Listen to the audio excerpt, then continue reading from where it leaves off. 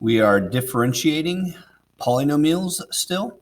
And now some of our exponents are positives and negatives floating around. So once again, remember that terms are separated by plus or minus signs. So there's one term, there's two terms, and there's three terms here. Each one of these terms has the derivative function applied to it. But first, we need to put it in a form that that the power rule can be used to apply to it. So we can't have x on the bottom at this stage yet. So meaning we need to move x to the top, and negative exponents are fine. That's how we move it to the top. Remember, negative exponents mean flip. So the first one's fine. So I'm just rewriting everything so I can do the derivative. So I haven't taken the derivative yet. And it's going to be minus 3. The x moves to the top, and that becomes x to the negative 1. Plus 1x to the negative 2 when I move it up to the top. I just have that one placeholder because I saw it here. We don't need it, but it doesn't hurt either. So now I'm going to apply the derivative to each term again. We're just using the power rule. Exponent multiplies to the number in front, and the exponent decreases by 1. So I'll go ahead and use a placeholder. It's always nice to see things how they are. So in this case, the rule is that when you have x to the first power, the answer is the coefficient when you do the derivative. But here's how it works. So first one is 4 times 1, x to the 1 minus 1, minus 3 times negative 1 to the x to the negative 1 minus 1, plus 1 times negative 2 to the x to the negative 2 minus 1. So I'm just showing my work here. All right. Then we get 4 times 1 is 4, x to the 0, 1 minus 1. Negative 3 times negative 1 is positive 3, x to the negative 2. 1 times negative 2 is negative 2. X to the negative 2 minus 1 is negative 3. All right. We don't want to have negative exponents in our answer, so that's going to flip them to the bottom of each of these. And anything to the 0 power is always what? You should have that in your back pocket.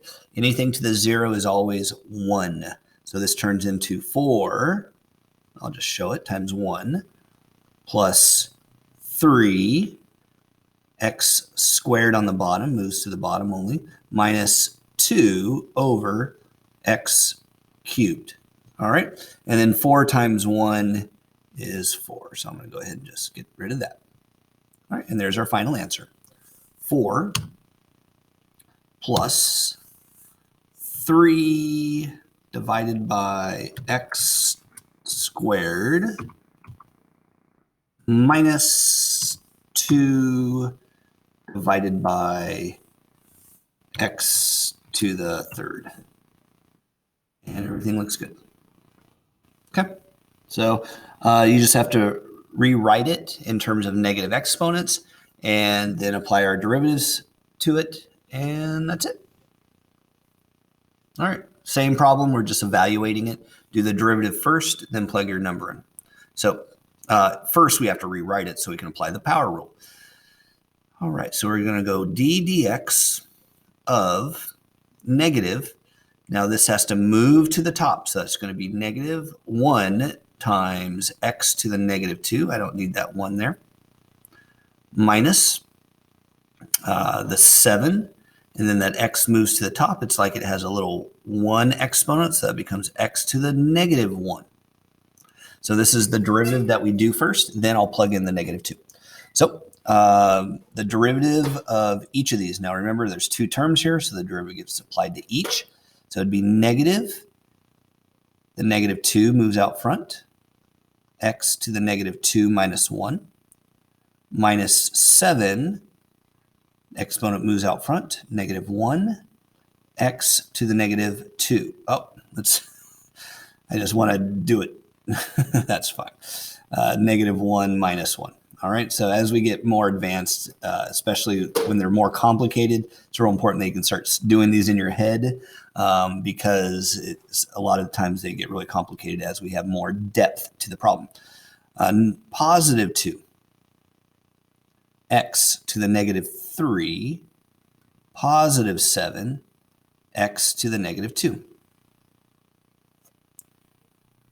Then we want to rewrite it in no negative exponents in our answer. So 2 over x cubed, negative exponent, just moves it down to the bottom, plus 7 on top, x squared on the bottom.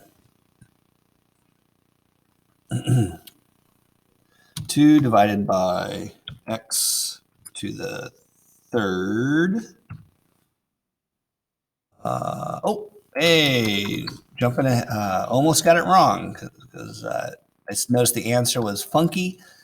We haven't evaluated it yet at x equals negative 2.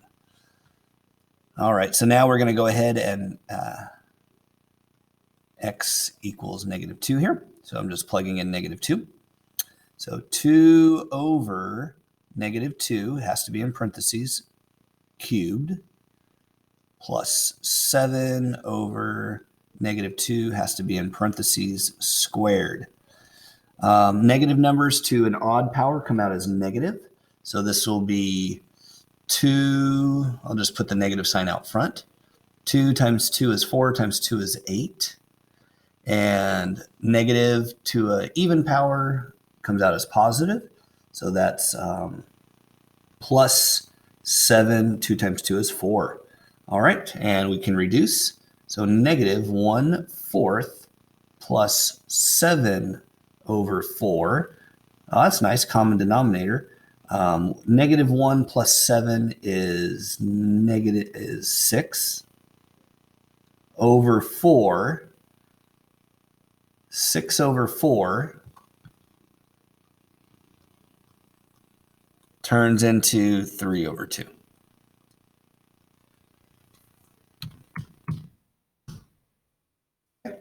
So technique, rewrite it in terms where you don't have x's on the bottom. So you can use the power rule. Do the derivative of each term. Then I went ahead and simplified. Then I plugged in the x equals negative 2 and final answer. And this looks like the same as the one we just did.